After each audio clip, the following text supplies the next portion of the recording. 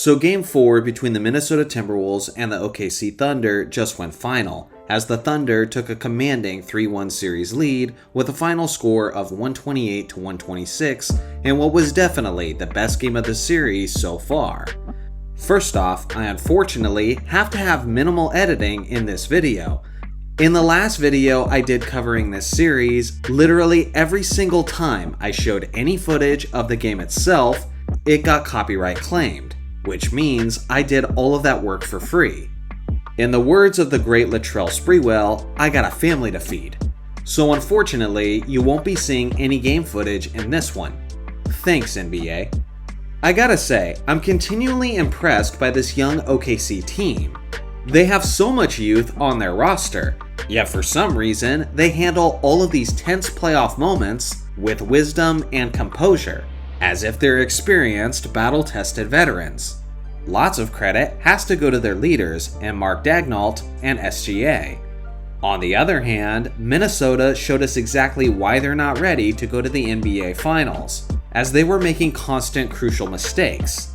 They won the battle of the boards, they assisted on more of their plays, they shot a higher field goal percentage, 3-point percentage, and free throw percentage, they won the battle of the points in the paint, and they committed less fouls.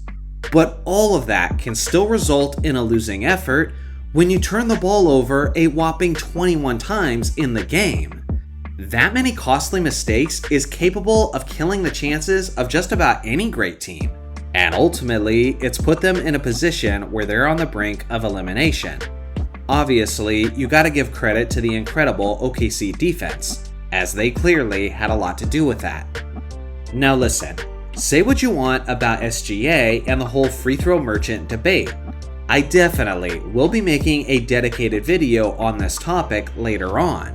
But the fact of the matter is that he had a clutch MVP performance, and was massive for his squad down the stretch, as he finished with 40 points, 10 assists, and 9 rebounds.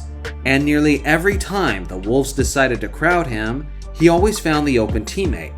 Just like an MVP should, he played his best when it mattered the most. And tonight, he wasn't even getting calls in many cases. I would show you the footage of some of those plays I'm referencing, but again, copyright concerns. Thanks, NBA. Jaden McDaniels got off to an incredible start for Minnesota, opening the game with the kind of performance you'd expect from Anthony Edwards. It does make sense because they were doubling and tripling Ant to open the game, so someone else had to step up. The thing is, I'm getting tired of seeing Ant let the defense dictate the game. I get it, he was facing doubles in many instances, but you can't always just immediately give up the rock the instant you see that double coming. If it was that easy to completely neutralize greats like Michael Jordan and Kobe Bryant, then teams would have done that in the past every time. You gotta fight through and try to split some of those double teams.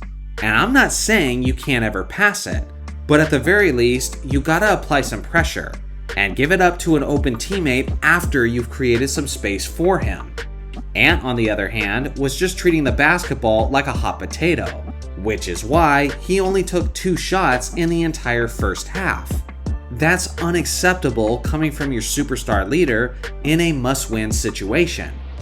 Again, the team with better composure and the team with the MVP is the one who's dominating the series. And based on last year's playoffs, I'm not really the best source of predictions, but I just really have a hard time seeing this OKC team not winning the title. But with that being said, we'll see if I'm dumb again.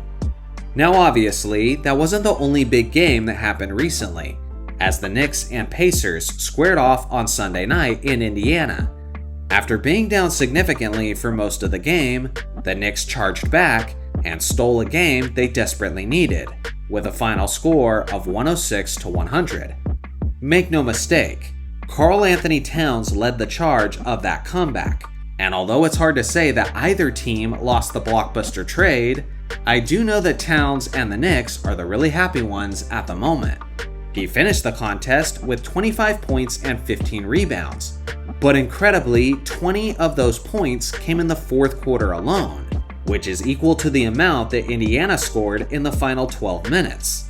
Unlike the Western Conference series, This one feels impossible to predict for several reasons. Every game so far has ended up being close, with some serious momentum shifts, and with a different player of the game each night.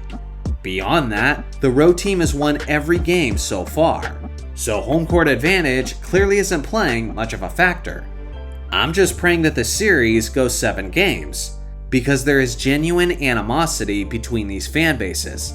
Lately I've been hanging around the Knicks fan pages on social media, and it's hilarious how angry and disgusted they are by the simple fact that Reggie Miller is part of the broadcasting crew.